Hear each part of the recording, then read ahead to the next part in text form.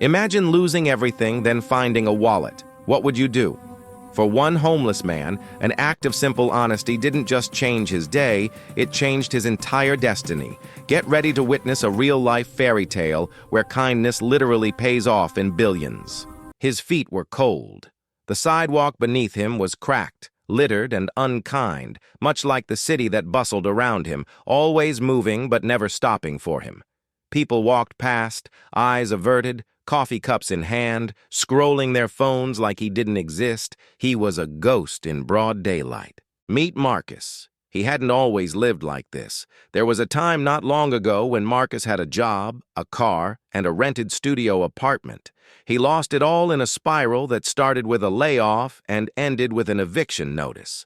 Now the streets were his home. He had a cardboard mattress, fast food wrappers his neighbors. That day started like most, cold, quiet, and empty. Marcus stood outside a corner store, not begging. He didn't like to do that, just existing. He watched people come and go. He noticed the rhythm of the morning, the tempo of a city waking up. And then he saw it. A man in a business suit rushed out of the store talking on the phone, fumbling with his coffee. In the chaos, something slipped from his coat. Marcus noticed the object had hit the ground near the trash can. It was a wallet. He hesitated. He looked around. No one else seemed to have noticed. The suited man had already turned the corner, disappearing into the morning rush. Marcus walked over, bent down, and picked it up. It was thick, heavy, black leather, soft to the touch, and full. He opened it slowly. Cash, cards, an ID, $1,500 in cash. More than Marcus had seen in months. His stomach growled. His hands trembled. He walked to a bench and sat down, staring at the wallet. He thought of the burger he hadn't eaten in days, of the socks with holes, of the sleeping bag stolen last week. He thought of how easy it would be to walk away with this minor miracle. But then he thought of something else. He remembered his mother, her voice, calm and steady. What you do when no one's watching, that's who you really are. He heard her saying it as if it were yesterday. She died when he was 17, and since then, life had been mostly downhill, but her words stayed.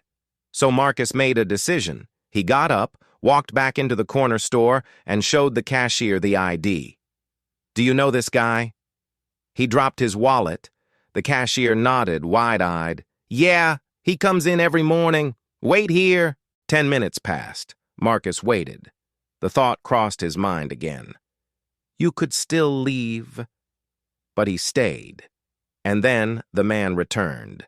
Same suit, minus the coffee, eyes scanning the sidewalk in panic. The cashier pointed. "That guy found your wallet." The man blinked in disbelief. He approached slowly, as if unsure whether this was some prank. "You found it?" Marcus nodded. "Didn't want you to lose it." He handed it over, almost reluctantly, but he did. The man opened it, counted the cash, looked up, shocked. "You didn't take anything?" Marcus gave a tired smile. Didn't seem right. The man stared for a long moment. "What's your name?" "Marcus." "Do you have a phone number?" "No." "An address?" Marcus shook his head. "Just out here." The man nodded slowly, a subtle shift in his expression. He reached into his pocket, pulled out a business card, and handed it to Marcus. "Please, call me any time. I want to do something for you." Marcus looked at the card. Michael Stanford, CEO, Stanford Holdings. He didn't know what that meant. Not yet. But that moment, that small decision was the pivot point. The kind of moment you don't recognize until everything changes. Marcus stood at the edge of the payphone booth, card in hand. It had been a week since he'd returned the wallet, a long, strange week filled with restless nights and wandering thoughts. He hadn't called yet. He wasn't sure why. Maybe it was pride, perhaps it was fear, the fear that it was just politeness, that if he called, he'd get nothing but a brief thank you, maybe a free meal, a handshake, and then forgotten again. But the card burned in his pocket like a fuse. Michael Stanford, CEO, Stanford Holdings.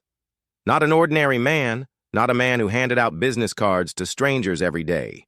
And something about his eyes, the way he looked at Marcus, like he truly saw him stuck in Marcus's mind. So today, he gathered what courage he had left, stepped inside the booth, dropped a quarter, and dialed. Stanford Holdings. How may I direct your call? His throat dried. Michael Stanford, please. A pause. One moment, then another pause. Longer this time. Click. This is Michael. Hey, it's Marcus. From the other day, I found your wallet. Silence. Then, Marcus, I've been hoping you'd call. Can you come to our office downtown today?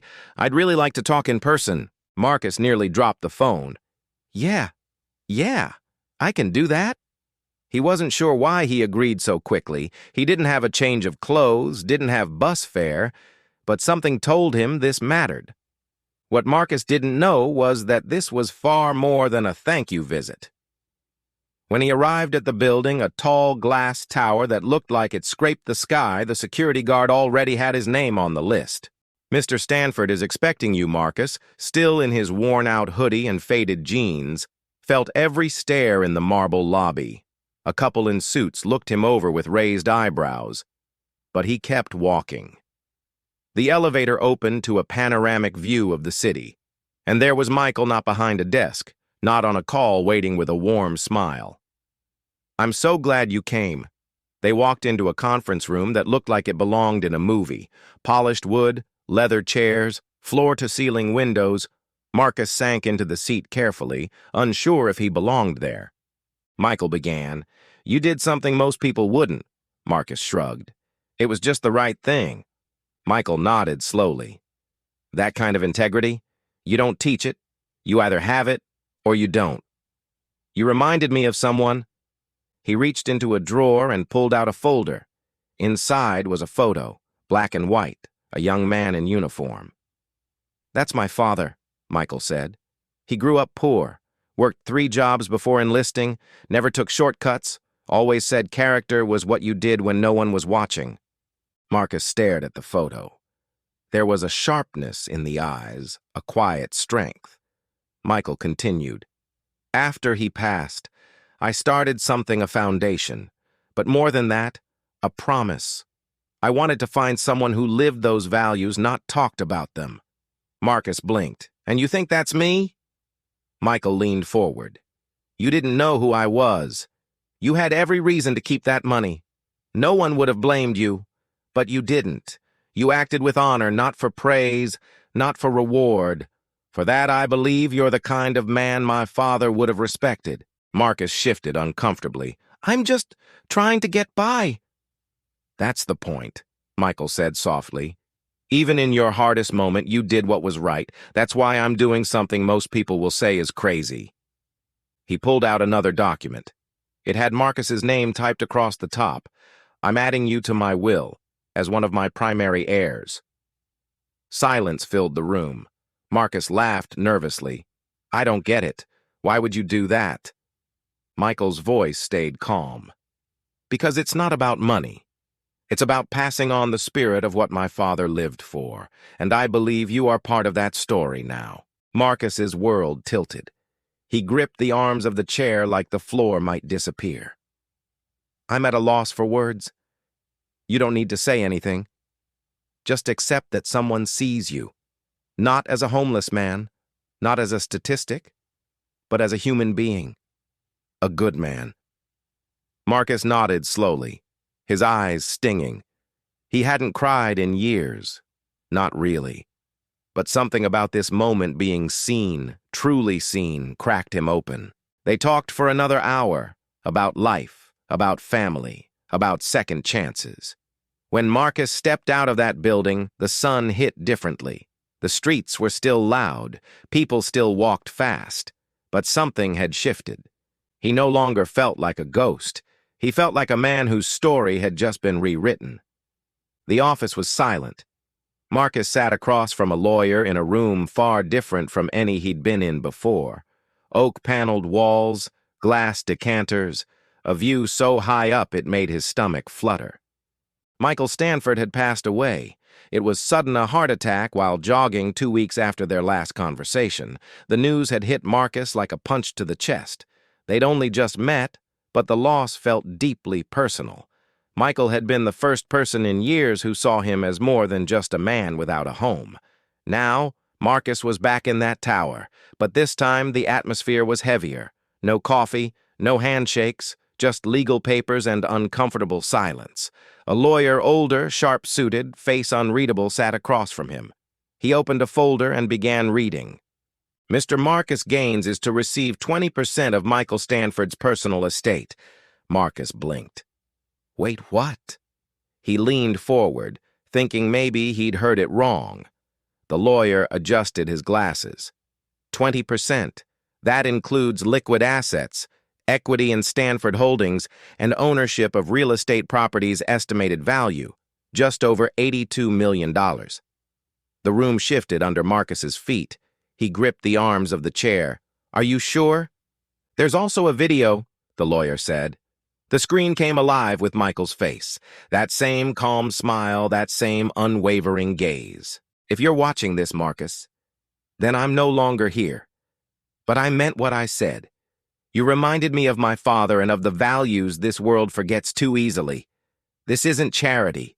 This is a belief in you, in what you represent. This money is not a reward, it's a trust. I hope you'll do with it what you feel is right.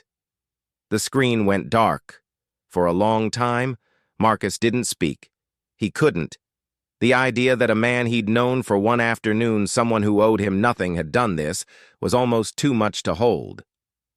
News broke quickly. Homeless man inherits fortune after returning wallet. From streets to shares, a real-life Cinderella story. Paparazzi stalked the sidewalks. Reporters called every shelter he'd ever stayed at. TV producers made offers $10,000 for an exclusive, $25,000 for a sit-down interview. But Marcus wasn't interested in being a symbol, or a meme, or a trending hashtag. He disappeared for a week, turned off the phone, declined all interviews. He needed to think. He'd spent years being invisible. Now, everyone wanted a piece of him, but few cared about him.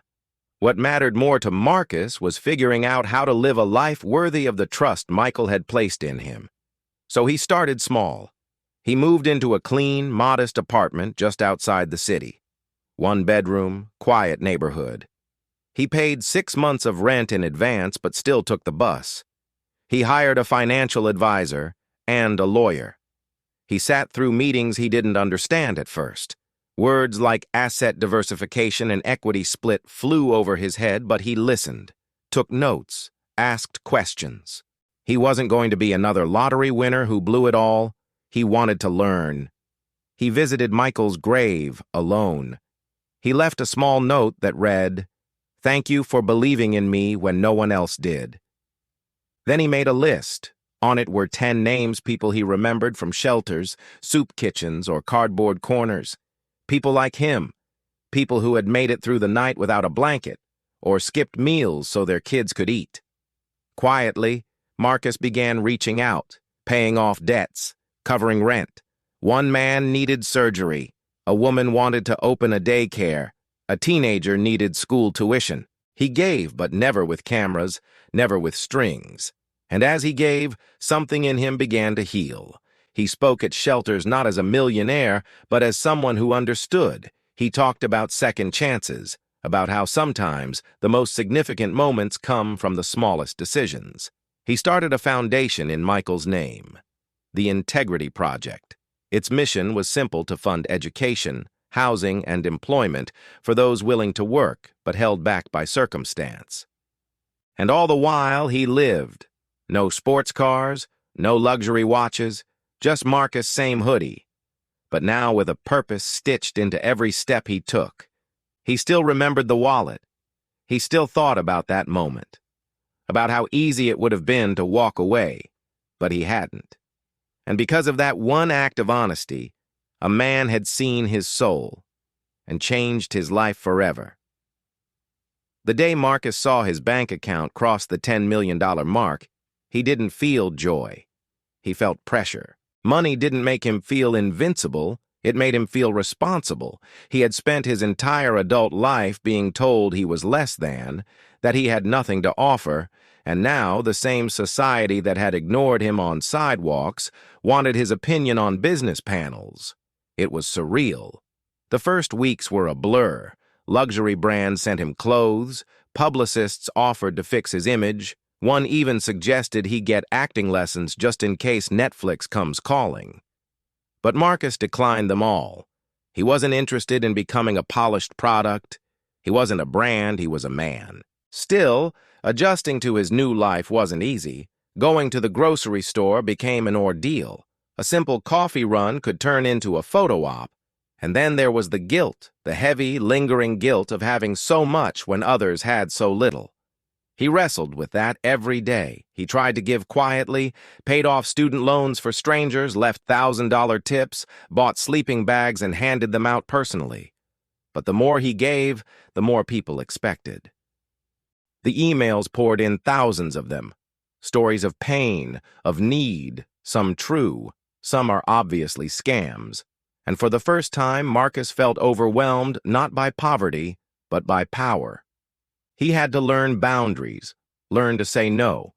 That he realized was harder than being broke. He sought therapy, not just for the adjustment, but for the trauma he'd buried.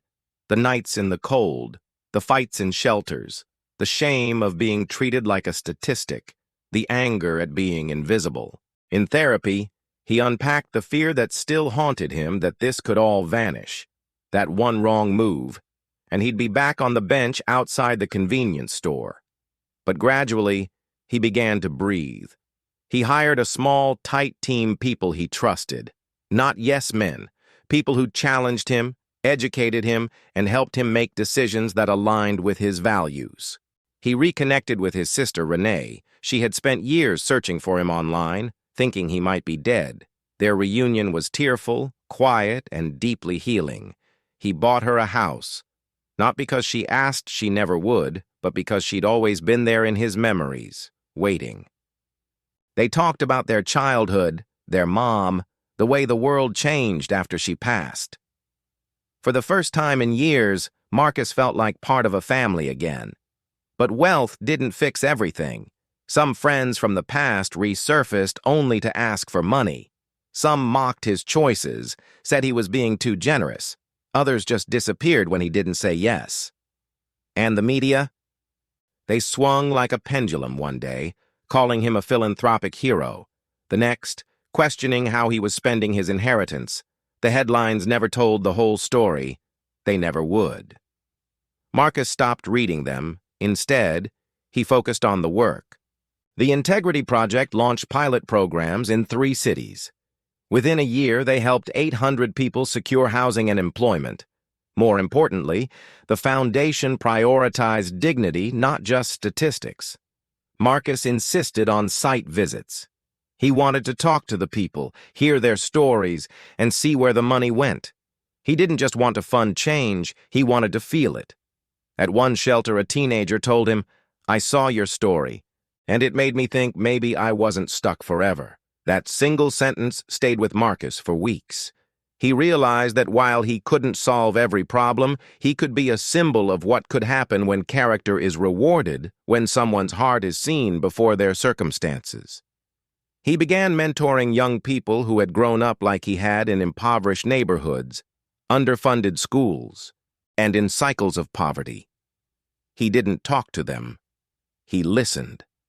And for the first time, he began to dream. He dreamed of building beautiful transitional housing places that felt like home, not punishment. He dreamed of scholarships that didn't require perfect grades, but instead asked for a commitment to personal growth. And above all, he dreamed of creating a ripple effect, where one story of integrity could multiply into thousands. He realized that transformation isn't just about escaping the bottom, it's about lifting others once you rise. And though the suits were tailored now and the apartment had a view, Marcus still carried one thing that never changed: a quiet, unshakable belief in the power of one honest act.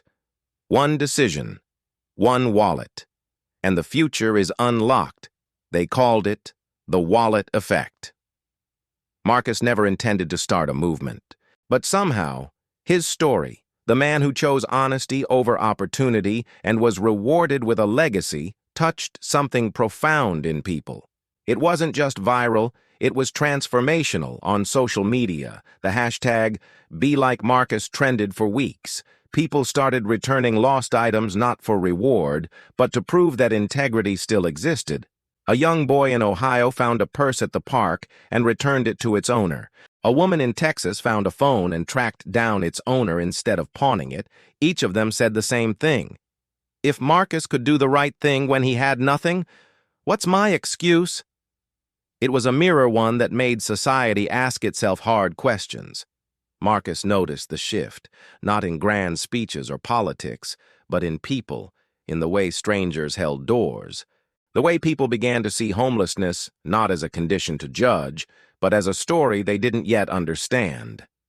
The Integrity Project exploded in reach.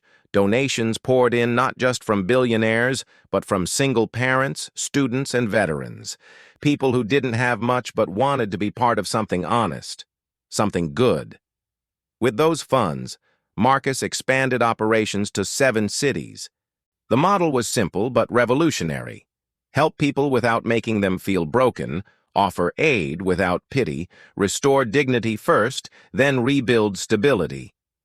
Formerly, homeless men and women were trained to become mentors.